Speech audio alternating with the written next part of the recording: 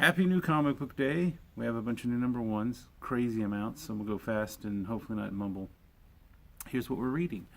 So it's the Adventure Time Spooktacular. Yeah, they use the word spooktacular. Yeah, spooktacular. Spooktacular. So it's Adventure Timey. It's pretty good, actually. It's kind of like two comics in one. Looks like Adventure Time art's pretty good. Actually made me laugh. Definitely appropriate for Halloween. Looks very good. It's like I said, it's almost like two comics in one story and then one small story at the end. Masquerade. So anyway, I highly recommend you check out Adventure Time Spooktacular #1. I think you'll have fun with that one. Next, I couldn't do Halloween without another one. That's right. Archie Halloween Spectacular. So it's good. I mean, it's Archie, so Archie. It's Archie-ish. It's kind of a fun larf, especially if you want a goofy kick about. Archie was groundbreaking and unique at one time, and managed to hold on this long. And there's a little Betty and Veronica at the end. And who doesn't like that? Check it out, Archie. So I was excited kind of about this one. Unique. Mature audience, by the way. It's a new #1 from Image. Doesn't fit in a normal bag. Irritating. But it's called Atom Hawk. Or a Tomahawk? I like a Tomahawk better. But it's a Tomahawk anyway. The art's all kind of strange and cool. It's like Conan meets Metalopolis because it's kind of goofy, and then it becomes like violent and heavy metal-y. So you look like heavy metal-y. It's cool though. The art's very unique. It's good, but it's awful. It's almost like cartoony. So yeah, a Tomahawk. Check it out. So this is a new title called Dan Dare. Dan Dare. It's kind of goofy. I feel like they're kind of poking fun at Green Lantern and G.I. Joe, and it makes for a kind of a good read. It's pretty fast, easy read, not too heavy on the old words. Lots of goofiness, super sci-fi, cheesy. Dan Dare, Titan Comics #1. So, Doctor Who, of course, Doctor Who. So this is called The Lost Dimension. It's part 5, #1 special. It's pretty good. It starts out strong, and then basically stays there. Gets a little bakery, if you know what I mean. A little bakery. Who art's pretty good. It's not too wordy. Pretty fast. Pretty simple read. If you like Doctor Who, this is actually like a pretty good episode, if you imagine, of the TV show, but in a comic book form. So Doctor Who. So Marvel Legacy is continuing. Marvel Legacy this, Marvel Legacy that. There's all kinds of Marvel Legacy crossovers today. Deadpool, Wolverine, they're good. But today is also the beginning of the Falcon with Marvel Legacy. It is actually good. Wasn't that interested. Felt like a spin-off, just a tacky spin-off, another attempt by Marvel to make something out of something. It's actually pretty good. Art's great. It's a comic book. Like, it's a hero comic book, but it reads, I know this is Marvel, so this is probably heresy. It reads like a Batman comic book. You got to read it. There's a lot of writing, but the art is good. There's a lot of action. There's character introspection, character depth. He's not two-dimensional. Falcon, it might go somewhere, which is, I know Falcon is not Captain America, but a lot of people associate Falcon with Captain America. Captain America's kind of gone pretty dark, for lack of better words, and the Falcon is no exception. I think you might enjoy the Falcon. All right, so this is a new one from Image called The Family Trade, and I believe there's going to be a series on Sci-Fi about it. The art is kind of like watercolors. The art is cool. It even has a little kitty on the back. Kitty. But the story, the story's kind of hard to stick with. It's a lot of reading. At first, it's not. It's action, boom, boom. A city floating on water. Not Miami. It's a city floating on water. It's very mature. Not very, but it's a mature audience. I think it's rated T for teen, but it feels, there's a little bit of gore, a little bit of violence. I am looking forward to the second one. It's a decent setup, and the art's unique. So even though the story's a little tough, I still recommend trying something like this out because it's different than your standard comic book. Okay, and Titan does it again. It's already with Dan Dare, and now with Fighting American. it's Batman and Robin, like old school Adam West, may rest in peace. Batman and Robin meets Captain America. It's like a mockumentary.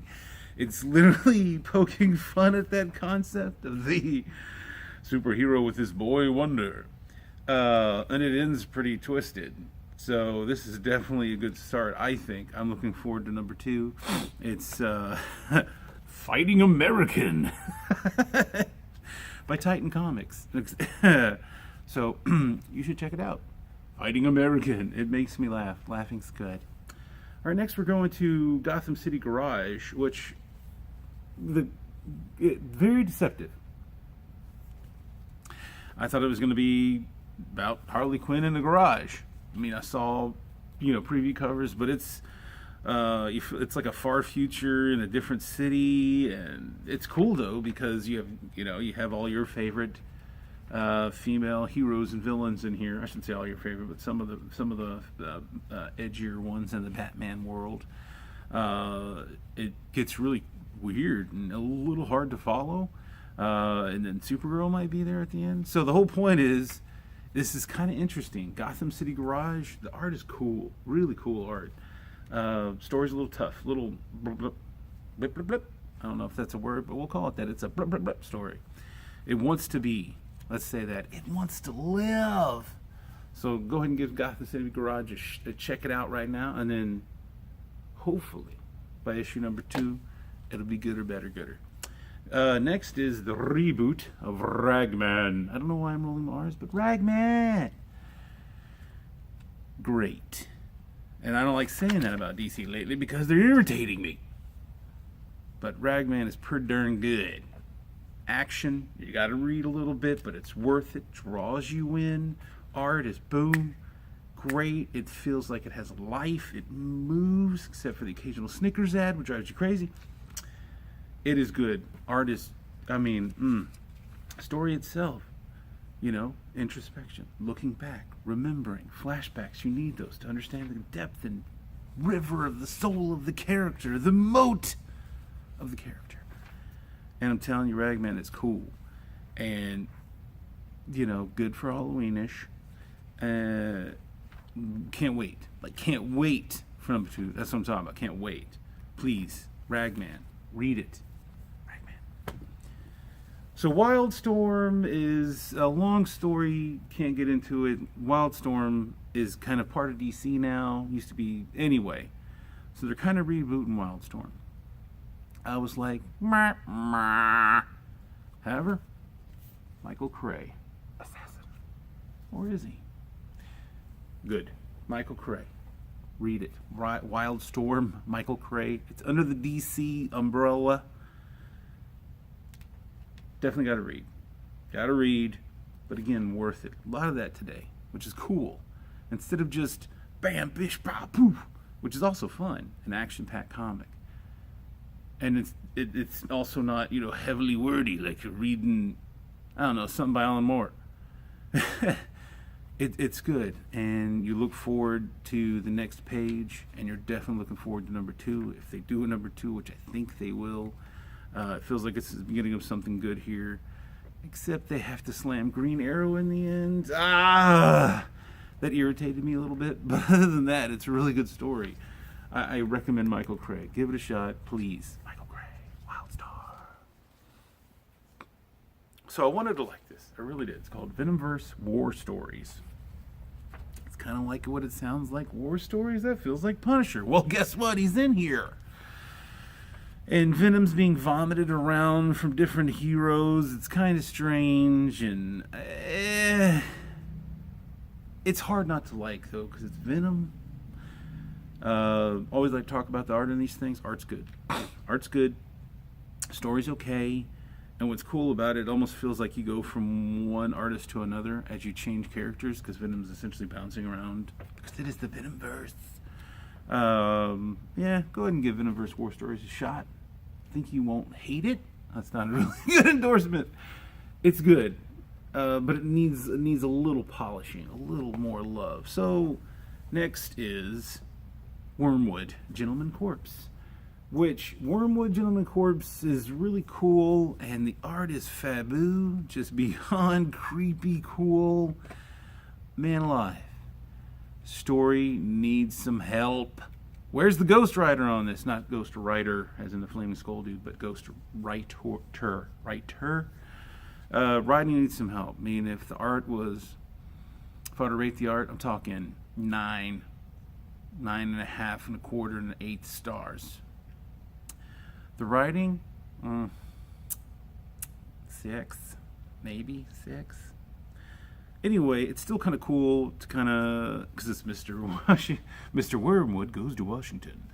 So it's kind of cool to go ahead and check this out, because that way you can kind of get to know Wormwood, which in itself is kind of cool. It's a trippy character, unique, art's cool. Wormwood goes to Washington.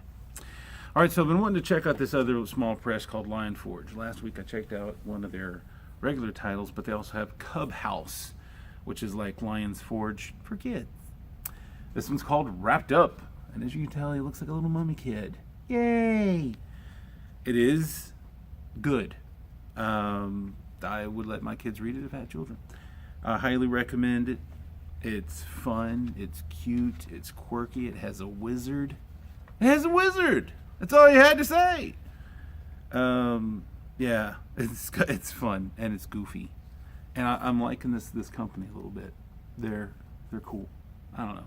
Check them out. Wrapped Up, #1. All right, that was it for today. Hope you have a wonderful day, and keep reading. Do it.